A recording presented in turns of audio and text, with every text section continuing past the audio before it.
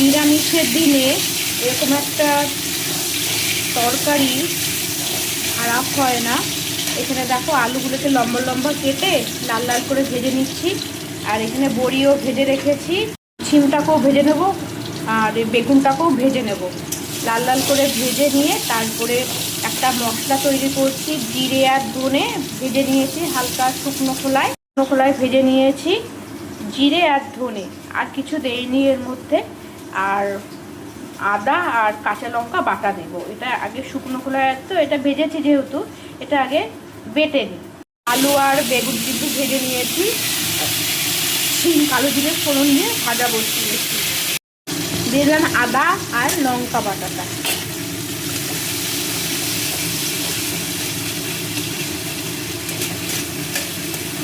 দিলাম টমেটো।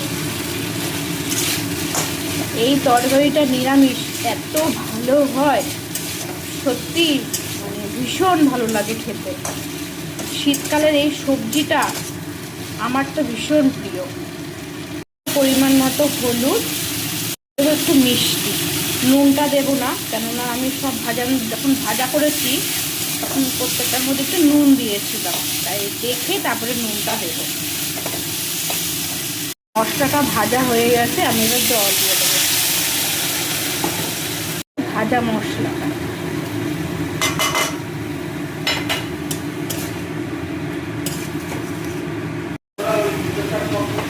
এবার ভাজাগুলো দিয়ে দেবো,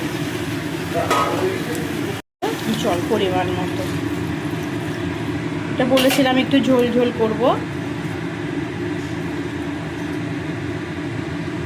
এটা করতে তেমন একটা কিন্তু মশলা লাগে না, পরিমাণে সব একটু অল্প অল্প লাগে।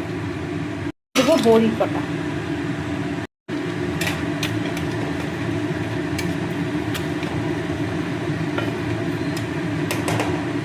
তরকারিটা হয়ে গেছে, এবার নামাবো বলে ধনেপাতা দিয়ে দিলাম।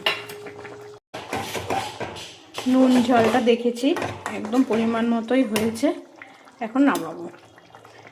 এই তরকারিটা নিরামিষে ভীষণ সুন্দর হয় খেতে। আমার মা করতো, দেখে দেখে আমিও এখন করি এটা। আমরা এটা খুব ভালোবাসি এই তরকারিটা। এইভাবে করে খাবে, খুব ভাল লাগবে।